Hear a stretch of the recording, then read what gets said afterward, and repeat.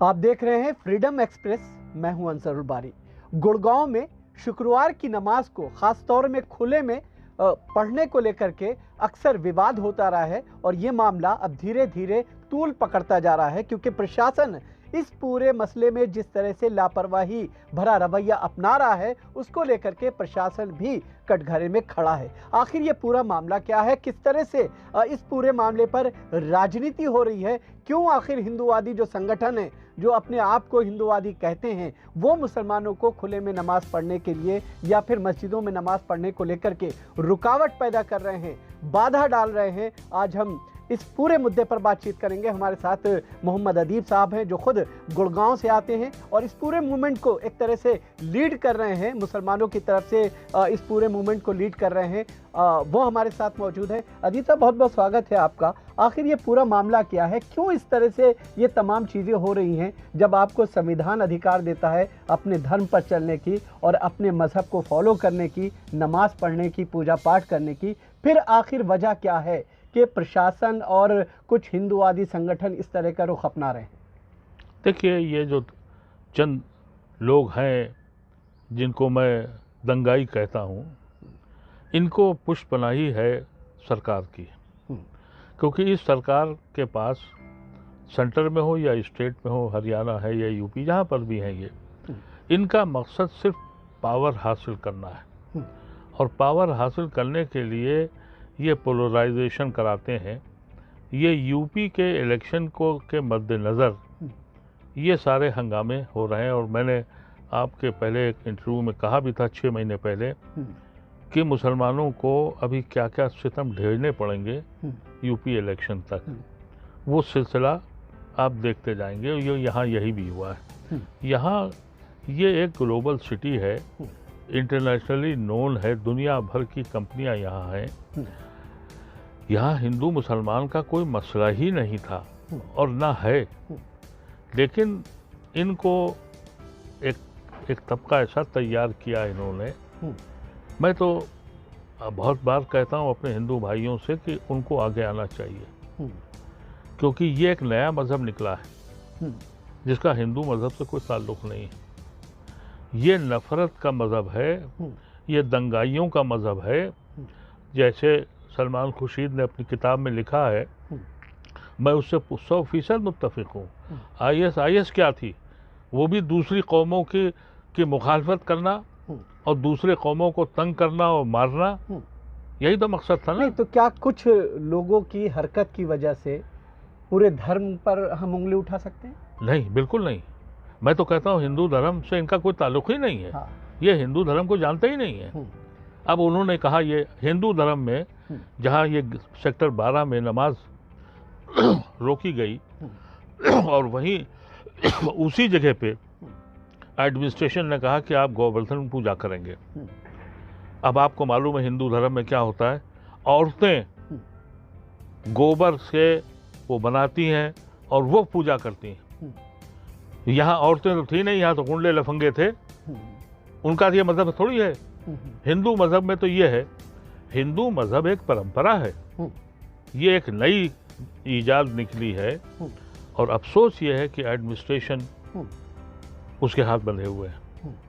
आप अंदाज़ा कीजिए कि यहाँ सैकड़ों की तादाद में मंदिर बन चुके हैं। नहीं तो अगर सरकार ये प्रशासन का हाथ बंधा रहेगा और इस तरह के बलवाई टाइप के जो लोग हैं उनके खिलाफ अगर प्रशासन काम नहीं कर पाएगा, एक्शन नहीं ले पाएगा, तो कहीं ना कहीं अनार्की जैसा माहौल क्रिएट नहीं हो जाएगा? तो हो ही गया है।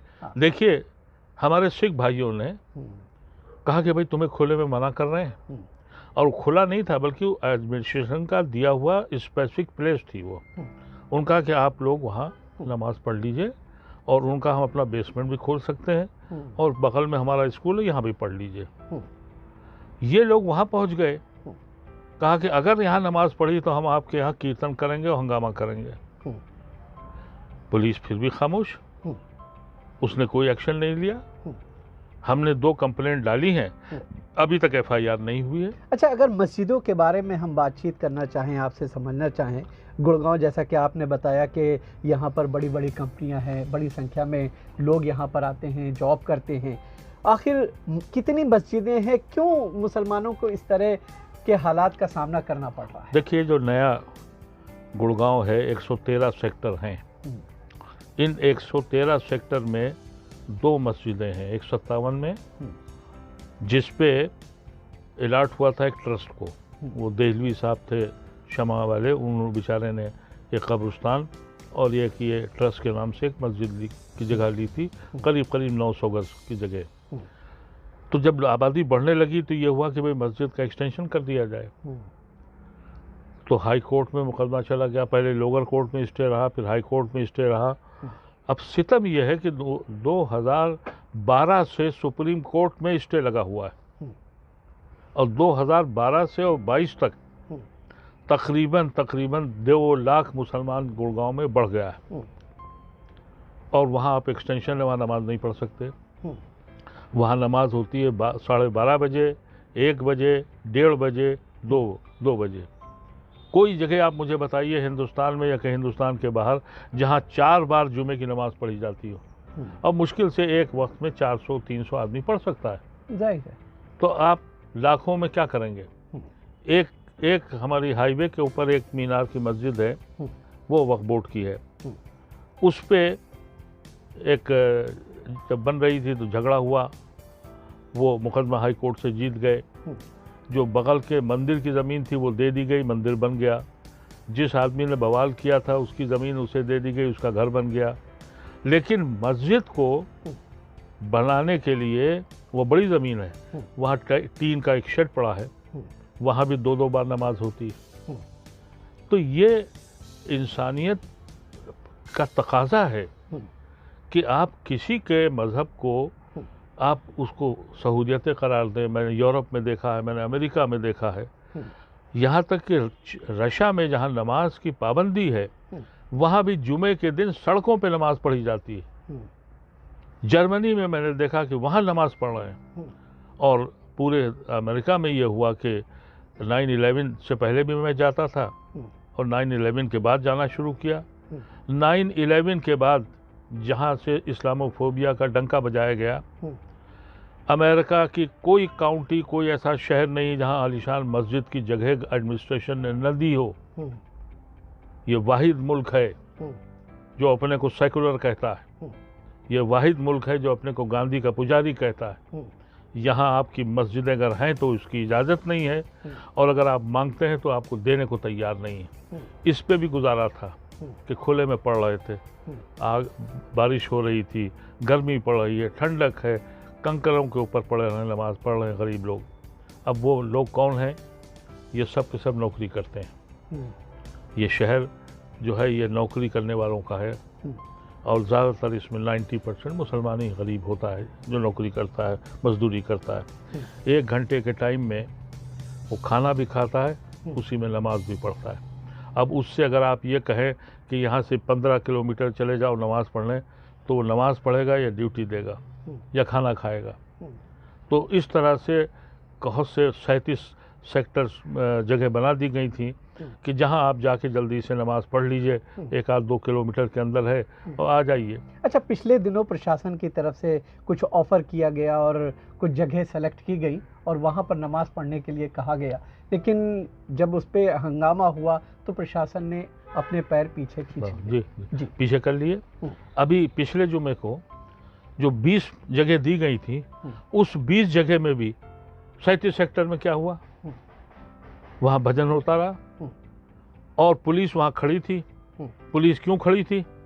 कि अगर कोई मुसलमान दीवाना हो जाए और वो अपने हाथ में कानून ले ले तो फिर पुलिस उसको पकड़ के देशद्रोही की जेल में बंद कर दे। वहाँ सब कुछ होता रहा, एडमिनिस्ट्रेशन नहीं बोला। इसकी भी कंप्लेंट करिए, FIR नहीं हुई।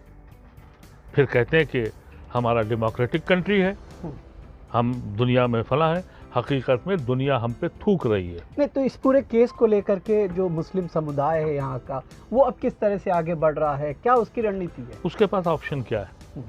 आप मुझे बताइए, मुसलमान क्या करेगा?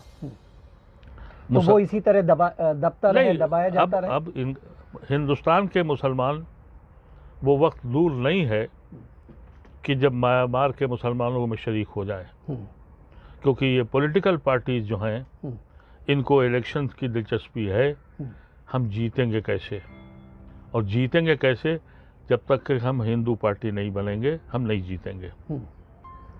तो जब आपका कोई साथी ना हो, आप क्या करेंगे? यहाँ बहुत से जिम्मेदार लोग हैं, कमरों में बैठ के उनसे बात करिए तो रोते हैं, मातम करते हैं, बाहर निकल नहीं सकते। यही आरएसएस चाहती थी। आरएसएस का काम ही यही था। इन्होंने हजारों साल तक शूद्रों को, दलितों को जिस तरह से मारा है, अब वो पढ़ गए, उनके रिजर्वेशन से उनको फायदे हुए। इनको तो जुल्म करने के लिए, सितम ढाने के लिए एक कौम चाहिए। वो एक कौम वो तैयार कर रहे हैं मुसलमानों की, और मुसलमान बेचारा उसके आगे जा रहा है। मैंने देखा कि इसमें से बहुत से लोग आरएसएस की जो विंग इंद्रीश कुमार चलाते हैं, उनसे भी मिलने गए कि भाई हमें माफ़ कर दो। क्या करेंगे वो? तो मैं ये समझता हूँ कि वो हिंदुस्तान जिसका तस्वुर हमारे बुजुर्गों ने किया था, उसके पड़ाक उड़ चुके हैं, वो कहीं कायम नहीं है। और इस इलेक्शन के बाद न पार्लियामेंट बचा है, न जुडिशरी बची है। अब थोड़ी बहुत उम्मीद जुडिशरी से है, इसलिए हम लोग अब पिटीशन फाइल करने जा रहे हैं कि हमारे साथ इतना इनजस्टिस क्यों हो रहा है। हमको आप अलाट कर दीजिए जैसे आपने दूसरों को अलाट किया है। और दूसरी बात यह कि जो हमारी वक्फ की प्रॉपर्टियां हैं, उस पर कब्ज़ा है। जो वक्फ का कानून है वो ये कहता है, इसमें भी हमारे साथ धोखा हुआ, क्योंकि ये जो वक्फ का कानून आया तो मैं भी उसमें था, उस बिल में जो सेलेक्ट कमेटी को गया था, उसमें हम लोगों ने एक पॉइंट रखा था कि जो हमारी प्रॉपर्टी है उसको हमें खाली कराने की क़ुव्वत दी जाए, कानून बनाया जाए। उस वक्त यूपीए सरकार ने हमें धोखा दिया और ये कहा कि हम एक एक्स्ट्रा बिल लेके आ रहे हैं क्योंकि ये लॉ से मुताल्लिक़ है। और हमारे रहमान साहब उस वक्त मिनिस्टर थे, बहुत मुखलिस आदमी है, वो धोखा खा गए। और उन्होंने मुझे भी आके समझाया कि भाई क्योंकि ये लॉ से मुताल्लिक़ है इसलिए दूसरा बिल आएगा। दूसरा बिल नहीं आया। नहीं, तो आप मानते हैं कि अगर वक्फ की जो प्रॉपर्टी है, अगर उसका सही इस्तेमाल मुसलमानों को लेकर के किया जाए तो इस तरह की परेशानियां क्रिएट नहीं हो पाएंगी? देखिए, अगर आपको ये अख्तियार मिल जाए कि आप अपनी प्रॉपर्टी को खाली करा सकते हैं तो सारे मसले हल हो जाएंगे। यहाँ अभी बहुत सी जायदादें ऐसी हैं जिस पे कब्जा है। मुझे बताया गया कि एक जायदाद है उस 12 सेक्टर के पास ही, उसमें कोई आईपीएस ऑफिसर रिटायर, उसने अपनी कोठी बना ली और बाकी ज़मीन पे कब्जा कर लिया। तो हमारे पास पावर नहीं है। अदालतों की हालत ये है कि सुप्रीम कोर्ट ऐसी जगह जहाँ आज इतनी मुसीबत है, 2012 से वो सिर्फ ये इस बात पे स्टे किए हुए कि आप एक मंजिल और नहीं बना सकते। तो क्या करेंगे आप इस मुल्क का? आप कैसे कहेंगे आप कि ये मुल्क जो है ये डेमोक्रेटिक कंट्री है, इस मुल्क में तहफ़्फ़ुज़ है, इस मुल्क में मुसलमानों को महफूज है? मैं नहीं समझता, बिल्कुल नहीं।